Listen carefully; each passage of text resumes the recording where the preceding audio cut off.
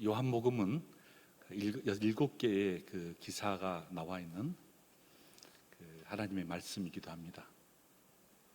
7개가 기사가 일어나고 11장, 12장부터 마지막까지는 예루살렘에서 예수님의 최후의 만찬, 그 전에 이제 예수님이 누구시라는 걸 알려주고 그 다음에 최후의 만찬으로 가는 십자가 사건으로 가는 사건으로 이제 전반부는 기사, 예수님의 어떤 기적과 표적의 사건이 납니다. 우리가 잘 아는 대로 요한복음 2장에는 가나안 혼인잔치, 물이 변하여 포도주가 되는 사건이 딱 등장하죠. 4장에서는 가버나움 왕의 신하의 아들을 고치는 장면이 딱 등장합니다. 5장에는 베데스다 연못에서 38년 된 환자를 치유하신 예수님의 모습이 등장하고, 요한복음 6장에는 오병 이야기적입니다. 5,000명을 먹이시죠. 그리고 동일하게 이어가면 물 위에 예수님께서 걷는 장면이 딱 등장합니다.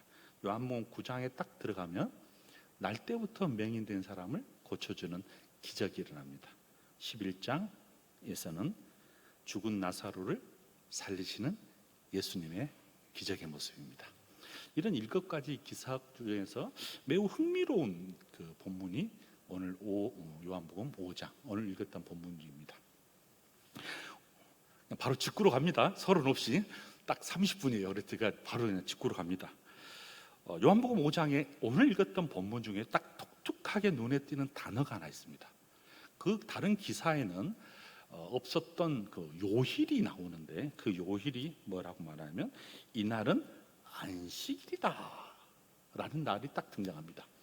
이 날이 안식일인데 어떤 안식일이냐면 요한복음 5장 앞부분에 있는 내용입니다. 즉 38년 된 환자를 치유하는 날이 안식일이었더라. 다른 데는 6가지 그 기적에는 안식일과는 별로 관심이 없는데 이 5장에만 안식일이라는 개념이 딱 등장합니다. 뭔가 좀 안식일과 치유 사건과 조금 연결된 것 같습니다. 자, 그러면 이 38년 된 환자를 치유하는 예수님의 스토리를 잘 따라오면 안식일과의 관계성을 좀 이해해 볼 수 있을 것 같습니다. 4장에 가면 이제 가버나움의 왕의 신하를 치유해 준 기적이 나타나고, 5장에 딱 들어가면 그 후에라는 사건입니다. 치유의 사건이 지나면서 바로 예수님의 기적의 사건이 나는데, 이날이 바로 유대인의 명절이라고 딱 등장합니다. 사람들이 이제 명절에 예루살렘 쫙 올라갑니다. 근데 예루살렘에 딱 들어가는데 예루살렘 성곽에 여러 문들이 있겠죠. 그 중에서 한 문이 양의 문이라는 문이 있습니다. 양들이 들어간다라는 문, 조그마한 문이겠죠. 그 문 딱 바로 곁에 서면 히브리 말로 그 베데스다라는 연못이 있습니다. 이제 베데스다라는 연못은 어떤 의미가 있냐면 자비가 베풀어지다, 은혜가 베풀어지다라는 약간 전설적으로 이 베데스다, 이 연못에서는 아마도 이름처럼 어떤 기적들이 많이 베풀어진 곳이다라고 이해해 볼 수 있습니다. 그래서 그런지 그 주변에 5가지 행각이 쭉 있어요. 사람들이 이 행각에 딱 기대거나 앉거나 걸터거나 하면서 연못가에 쭉 사람들이 늘려져 있습니다. 이 사람들이 어떤 사람이냐면 오늘 성경에는 3절에 보니까 많은 환자, 병자라는 겁니다. 그러니까 수많은 병자들이 이 베데스다, 즉 자비가 있고 기적이 일어나는 이 연못에 무엇인가를 낫고 싶어서, 치유를 받고 싶어서, 고침을 받고 싶어서, 나음을 받고 싶어서 이 연못 주변에 쫙 사람들이, 대부분의 환자들이 쫙 누워있거나 걸터있거나 아니면 기대어 있었습니다. 근데 성경에는 종류가 나와요. 어떤 사람이냐면 맹인들이 딱 등장합니다. 두 번째로 다리를 저는 사람, 혈기 마른 사람들이 누워있는 모습들입니다. 혈기 많은 사람도 누워있었고 맹인도 누워있었고 여러 사람들이 또 누워있거나 기대어 있거나.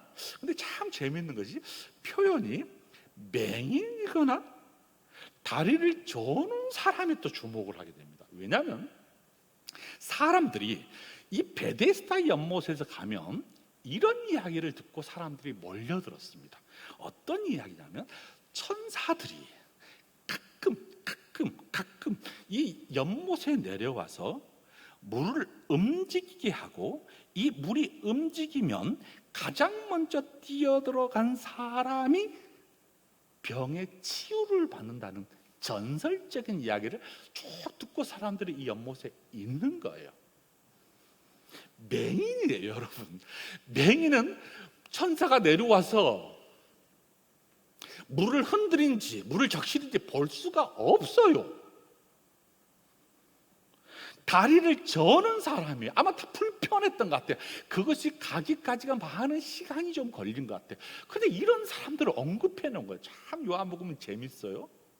그런데 사람들이 그 위에 가끔씩 천사들이 이 연못에 내려와서 쫙 물을 움직이기만 하면 가장 먼저 뛰어간 사람, 뛰어갈 수 없는 사람이 누구예요? 맹인. 남들이 뛰어갈 때 뛰어갈 수밖에 없잖아요. 다리가 불편한 사람, 남들이 뛰어갈 때 뒤늦게 날아갈 수밖에 없잖아요. 이런 사람들이 자기 행각에 기대어서 어디를 보고 있다고요? 졸구나 또. 어디를 보고 있다고요? 연못. 왜요? 이 연못에 물이 움직이기만 하면 또 누가 내려온다고요? 근데 재밌는 표현이 있어요. 가끔이래요, 가끔.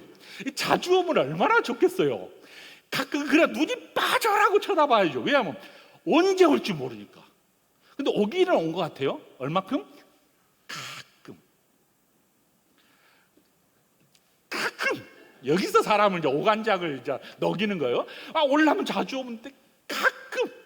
그러니까 사람들이 온갖 질병이 있는 사람들이 이 가끔에 의지하여서 모두가 다 눈이 빠지라.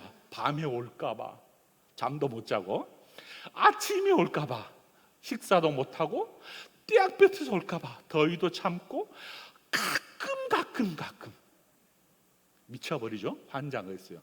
자주 오면 얼마나 좋겠어요. 그래서 이 모든 시리에 빠져 있는 사람들이 이 연못을 우뚝하게 쳐다보고 있었습니다. 그런데 한 사람이 등장해요. 오늘 이야기했던 38년 된 환자입니다. 38년 된 환자란 말 속에는 어떤 의미가 있냐면 아마도 평생 당시 오래 살지 않았을 거 아니에요, 신약시대는. 근데 38년 됐다고 하면 아마 어려서부터 시작해서 한 번도 제대로 걷거나 뛰거나 하지 못했던 사람, 누가 보더라도 질병 때문에 고통스러운 낯 얼굴에 빛이 보인 사람, 이 사람이 있었습니다. 그런데 예수님이 이 베데스다 연못을 쫙 지나가고 있는 거예요. 지나가면서 누구를 눈을 마주치냐면 이 38년 된 환자와 눈을 딱 마주칩니다. 참 신기하죠? 그 전에 수만 38년 됐다고 한 것 보면 아마 오래전부터 이 행각에 있을 수도 있어요. 오래전부터 이 연못에 있었어요. 사람들, 아버지가, 할아버지가, 할머니가, 혹은 주변 친척들이 돌보지도 않고 딱 혼자 있는 거예요. 혼자 외롭게. 아마도 사람들에게 손짓하면서 혹시 지나간 행인들을 붙잡고, 혹시 저기에 물에 움직이면 나를 좀 빨리 좀 데려가 달라고 하는 여러 간청함이 있었던 것으로 보입니다. 근데 그 사람들이 다 지나가 버렸어요. 그 사람들이 다 멀어져 가 버렸어요. 그런데 시리에 빠졌던 이 사람에게 예수님의 눈이 탁 마주친 거예요.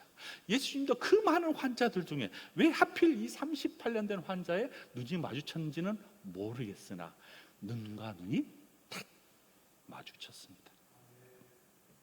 그럴 때 예수님은 그 사람 얼굴을 딱 보니까 이 얼굴에 핏기가 없는 거예요.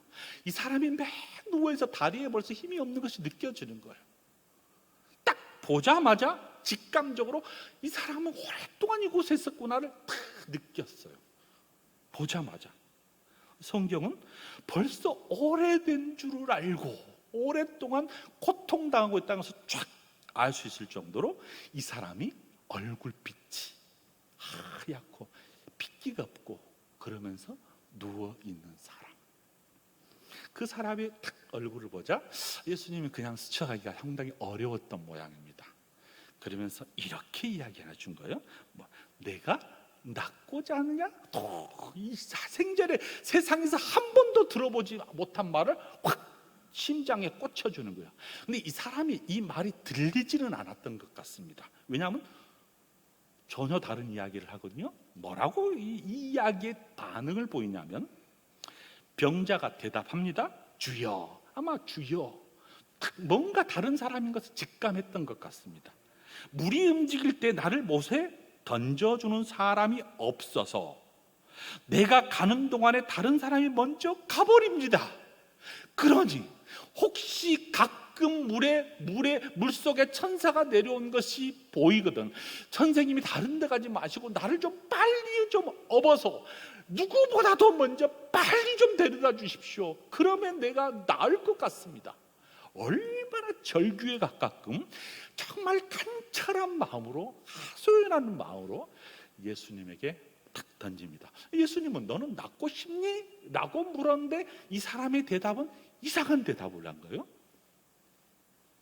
이 약간 다른 핀트가 어긋난 이 질문과 대답 속에서 그가 이렇게 말합니다. 예수님이 그의 대답에 개의치지 않고 본인이 질문했던 그 말씀대로 진짜 일어나 걸어라. 크게 할까요? 일어나 걸어라. 아멘. 이렇게 말씀을 한 거예요. 그 말씀이 딱 벌어지자마자 이 사람에게 다리에 힘이 들리기 시작한 거예요. 혹시 여러분 터미네이터 영화 봤는지 모르는데 무에서 유가 타타타타타타 올라온 것처럼 기적들이 쫙쫙쫙쫙쫙 일어납니다. 누워서 일어나고 다리에 힘이 생기고 근육이 움직이기 시작하면서 자신이 누웠던 이 자리를 툴툴툴 털고 들고 걸어갑니다. 자, 이 날이 안식일이었더라. 여기서부터 이제 우리가 풀고 나가야 됩니다.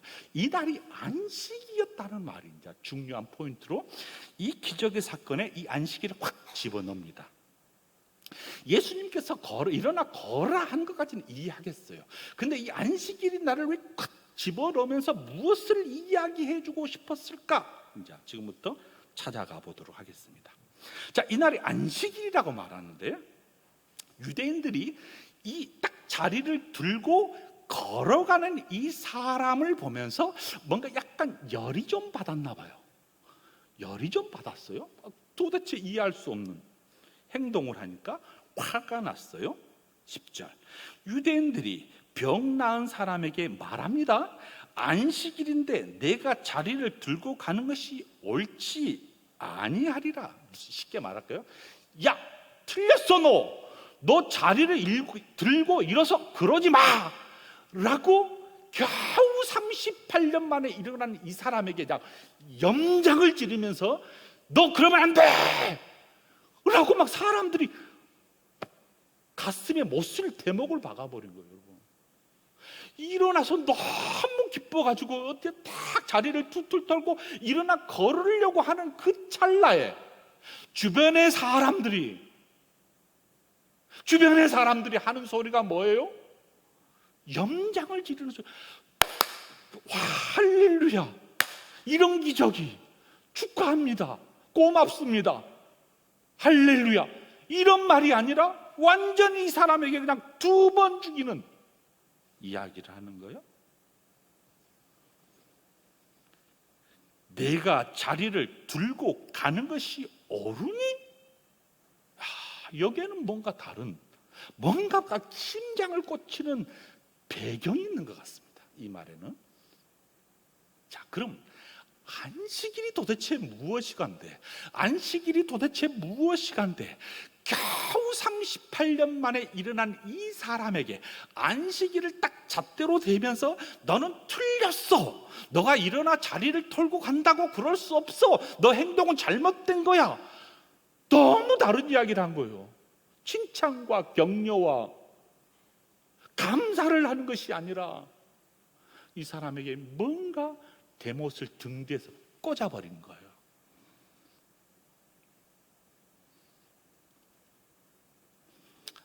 왜 그들은 그렇게 반응을 보였을까요? 자, 그러면 안식일의 개념을 좀 이해해 볼 필요가 있죠. 자, 그 출애굽기 20장으로 한번 가보겠습니다. 출애굽기 20장에 가보면 십계명이 쭉 등장합니다.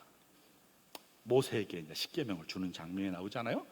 1계명부터 4계명까지 하나님과의 관계, 5계명부터 이제 마지막까지는 사람과의 관계, 인간과의 관계를 이야기하는데, 이제 안식일이 딱 등장하는데 3절에서는 하나님의 나 외에 다른 신을 두지 마라라고 하는 첫 번째 경험. 너는 그 어떤 신도 두지 마라. 내 앞에서 다른 신을 섬기지 말라라는 무서운 경고를 딱 첫 번째 해주시고, 두 번째, 세 번째로 넘어가면서 세 번째는 너희들은 여호와의 이름을 망령되게 하면 안 돼. 7절 딱 이야기해 주면서 8절부터 안식일이 등장합니다. 자, 안식일을 기억하여 거룩히 지켜라. 동시에 안식일은 무슨 날이길래 이렇게 거룩하게 지켜라고 이스라엘 백성들에게 하나님께서 명령했을까요?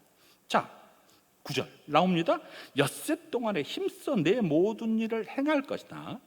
일곱째 날에는 내 하나님 여호와의 안식일인즉 너나 내 아들이나 내 딸이나 내 남종이나 내 여종이나 내 가축이나 내 문 안에 머무는 객이라도 아무 일도 하지 말라. 아무 일 하지 말라는 거예요.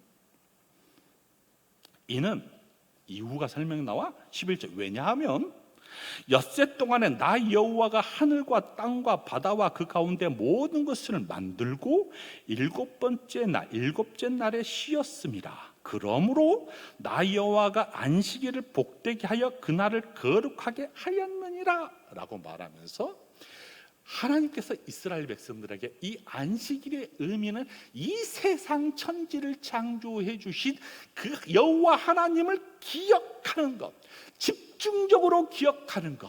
내 가족들, 내 형제들, 마치 짐승들까지도 다 좀 천지를 지으신 하나님을 기억하라. 창조주 하나님을 기억하면서 이 날을 쉼과 동시에 기억의 날로 지키라고 말씀을 해 주셨습니다. 유대인들은 이 날이 너무 명료했던 거예요. 그래서 안식일은 무엇하냐라고 말하면 쉰다.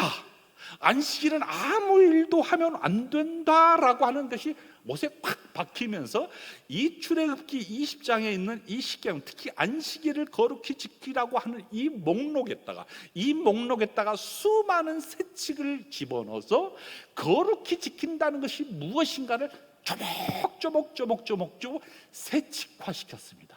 하나님은 큰 명제를 이야기해 줬는데 유대인들은 살아가면서 이 안식일을 거룩히 지킨 것이 어떤 것인가를 수많은 세칙을 만들어냈어요. 그 세칙 중에 어떤 일이 있었냐면, 자 보십시오. 이 사람이 침상에 누워 있었잖아요. 자리에 누워 있었잖아요. 아마도 이런 것 같아요. 환자가 자리에 누워 있고 이 환자를 자리를 들고 움직이는 것, 즉 자리 위에 환자가 있는 것은 일하는 것이 아니래요. 그런데 환자가 일어나서 이 자리를 듣는 것은 일이래요. 일. 그것을 본 거예요, 이 사람들이. 너가 평생 누워 있었어. 사람들이 그런데 너를 저쪽으로 옮겼어.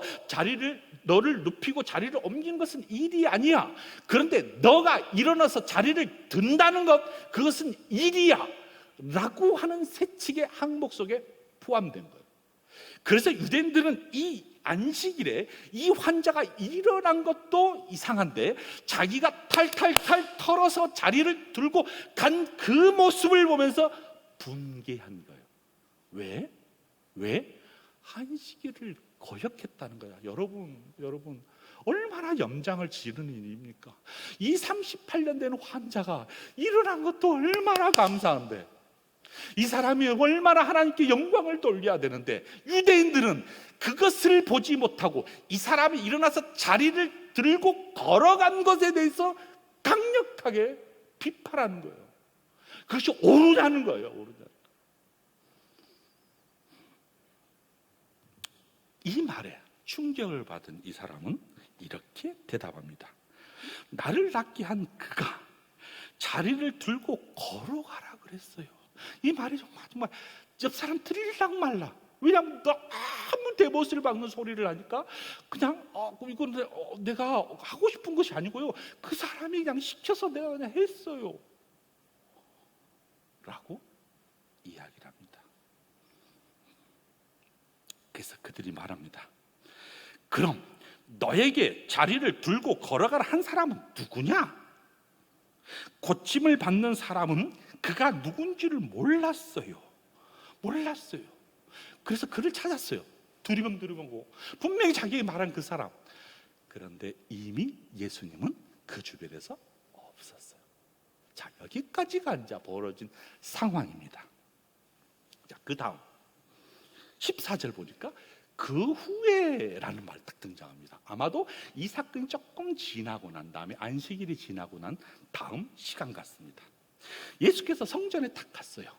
그런데 얼마나 기쁜 일인지 38년 된 사람이 딱 만난 거예요. 그러니까 이 38년 된 환자가 얼마나 반가웠겠어요. 이분이 자기를 일으켜 주신 분인데, 기적을 베풀어 주신데, 이 사람을 만나서 너무 기뻐서 그 사람을 껴안고 싶고 감사의 표현을 하고 싶은데, 그러기도 전에 이분이 이런 이야기를 한 거예요. 자, 보라. 14절, 내가 나았으니 더 심한 것이 생기지 않도록 다시는 죄를 범하지 말라. 너는 이미 이제 나왔어. 고침을 받았어. 그러니 더 이상 죄를 짓지 마라고 이야기를 해 준 거예요. 이 말을 듣고 충격을 받아서 유대인들에게 갑니다. 그리고 이렇게 말해요. 내가 만났어요.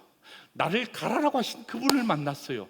당신들 너무합니다. 그 사람 말 내가 들었어. 나를 일으켜 주신 말, 그 사람을 내가 찾아가고 그 사람을 만났어요. 그 사람이 누군 줄 아십니까?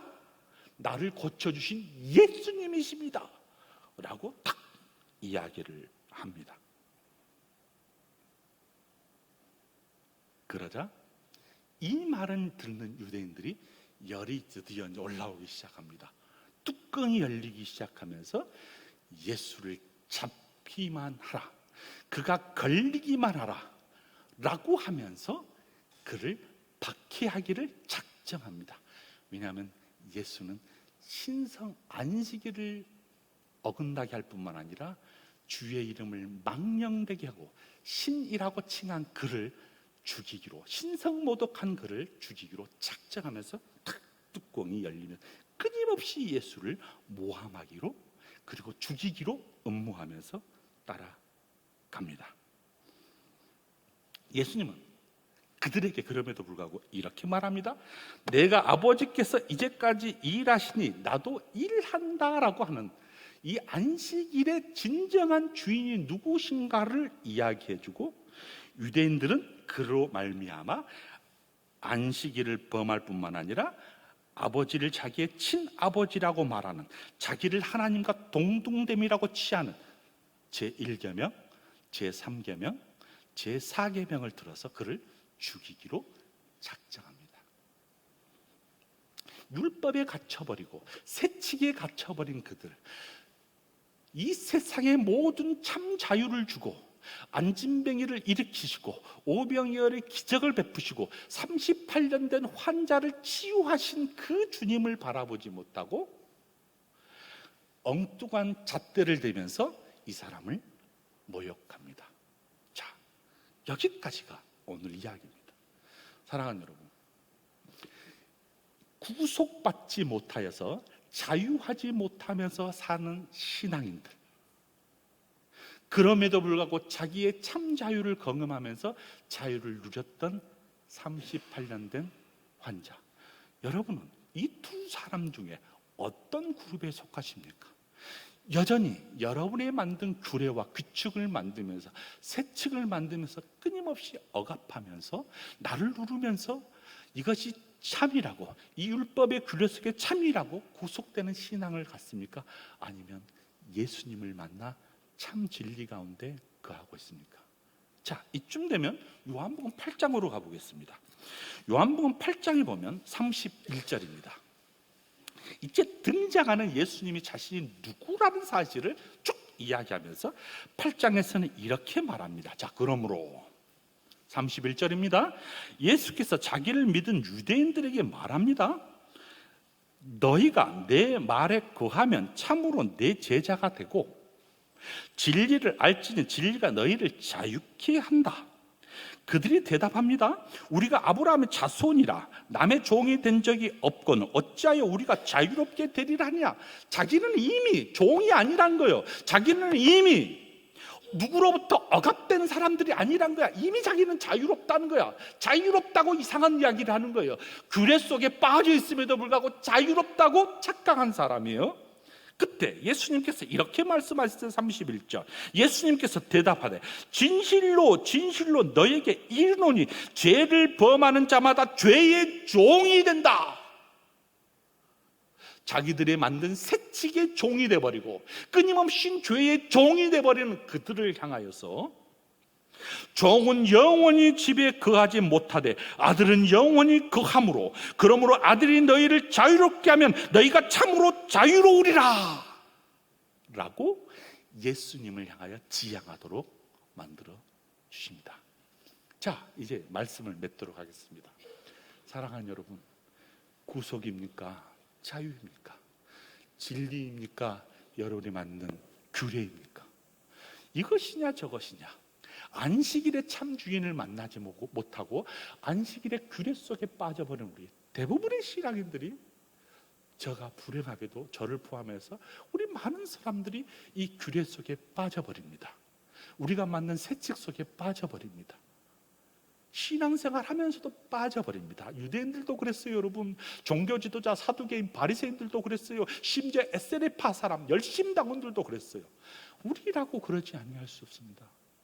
혹시 우리가 그러므로 신앙생활하고 혹시 우리가 교회 생활하면서 혹시 이것이 나로 하여금 지치도록 만들고 뭔가만 구속되게 만들고 뭐를 하지 않으면 막 내가 신앙생활이 뭐 잘못된 것으로 착각하고 있는 것은 아닌지 우리가 만든 쇠칙 때문에요. 사랑하는 여러분, 안식일의 주인은 예수님이라고 말씀했습니다. 예수님이 참 진리라고 말씀했습니다. 진리가 너희를 자유롭게 한다고 말씀해 주셨습니다. 그가 뭐라고 말했어요? 일어나 걸어라, 일어나 걸어라. 사랑하는 여러분, 예수님만이 길이요 진리요 생명이고 그 안에 자유함이 있고 그 안에 진정한 신앙의 누림이 있습니다. 우리가 신앙생활하면서 예수님을 만나면서 예수님 안에서 무엇을 경험하고 싶어서 예수님을 만납니까? 자유. 구속받지 않고 여전히 죄의 종 노릇하지 않고 죄의 종에서 극복하고 죄에서 이겨나는 사망의 권세를 이기시는 그 예수님, 그가 여전히 오늘도 우리를 향하여 일어나 걸어라 그 일어나 걸음의 기적들이 저와 여러분의 삶 속에서 누려지기를 주님의 이름으로 축복합니다. 아멘.